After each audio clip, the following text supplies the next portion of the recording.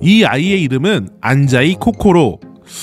어디서 많이 들어본 이름인데? 안자이. 아, 안 선생님! 모종의 사건으로 마음을 다쳐 학교를 가지 않는 아이 코코로. 평소처럼 조용히 시간을 보내던 중 방 안에 있던 거울이 빛나기 시작했고, 그 안으로 들어가자 외딴 성에 도착합니다. 늑대 가면을 쓴 소녀의 안내에 따라 코코로는 자신처럼 거울을 통해 성에 온 6명의 아이들을 만나게 되고, 그들은 늑대 가면을 쓴 소녀에게 정해진 시간 동안 성에 숨겨진 열쇠를 찾으면 그 어떤 소원이라도 들어준다는 말을 듣습니다. 그리하여 코코로와 아이들은 하루에 한 번 성에 모여 시간을 보내거나 숨겨진 열쇠를 찾기 시작하는데, 과연 아이들은 숨겨진 열쇠를 찾을 수 있을까요? 늑대 가면을 쓴 소녀는 어떤 비밀을 숨기고 있는 걸까요? 그리고 이 미스터리한 일들 뒤에 숨어있는 진실은 뭘까요? 극장판 애니메이션 거울 속 외딴성입니다. 안녕하세요, 정크입니다. 오늘 소개해드릴 애니메이션은 앞서 말한 것처럼 거울 속 외딴성입니다. 치지무라 미즈키라는 소설가의 동명의 소설을 원작으로 하고 있고요. 2018년 일본 서점 대상이라고 하는 서점 직원들이 팔고 싶어하는 책 투표에서 역대 1위의 점수를 받은 작품이기도 합니다. 만화로도 만들어져서 국내에 정식 발매했고, A1 픽처스가 만든 극장판 애니메이션이 2022년 12월 23일 일본에서 개봉하여 일본 아카데미 우수 애니메이션 작품상을 수상했습니다.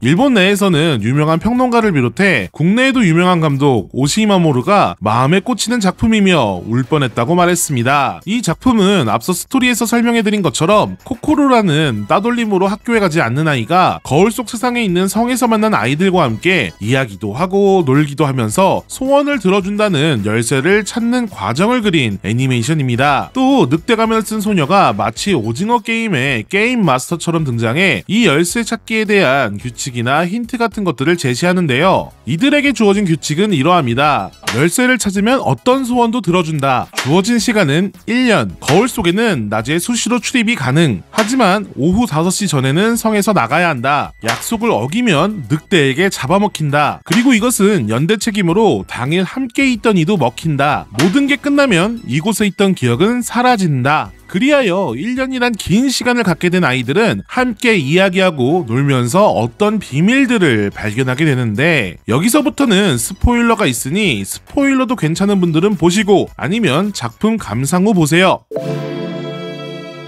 코코로를 비롯한 아이들이 성에 온 이유는 모두 학교를 가지 않는 아이들이었던 겁니다. 즉, 이들은 모두 집단 따돌림을 당하는 중이었고, 이에 아이들은 모두 등교를 거부하고 있는 상황이죠. 그리고 이 아이들이 가진 또 다른 비밀은 각자가 다른 시간대에 살고 있다는 점입니다. 이는 시대가 변해도 괴롭히는 이들과 상처받는 이들이 존재한다는 이야기고, 이것에 대해서 이 작품은 해결책은 아니나 극복할 수 있도록 길을 터주려고 노력하는 그런 작품이라고 느껴졌습니다. 물론 우리나라에서는 더 글로리라는 작품처럼, 그리고 일본에서도 고백이라는 작품처럼 복수라는 키워드로 풀어나갈 수도 있습니다. 피해자가 단순히 사과를 받고 끝날 정도로 상처가 가벼운 것이 아니기도 하고, 가해자를 향한 피해자의 복수라는 설정은 영화나 애니메이션 같은 작품에서 필요로 하는 갈등과 긴장감을 발생시키는 요소라 이런 테마를 가진 작품에 쉽게 쓰이는 거겠죠. 멋지다 현진아!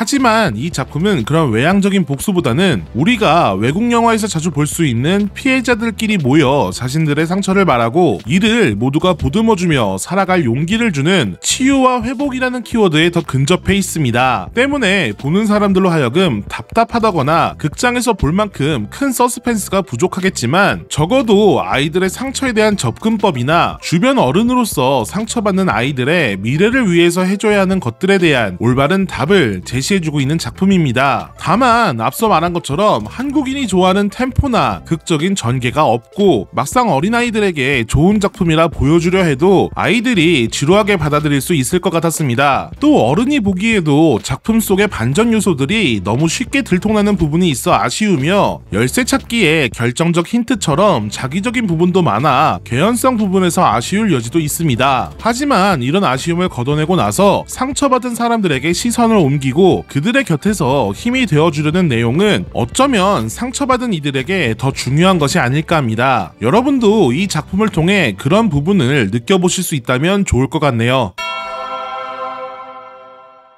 자, 그럼 오늘은 여기까지입니다. 저는 다음에 더 재밌는 영화, 애니메이션, 그리고 서브컬처 이야기로 돌아오겠습니다. 마지막으로 한 줄 평으로 마무리하겠습니다. 거울은 남이 보는 내가 아닌 내가 보는 나를 보기 위한 도구입니다.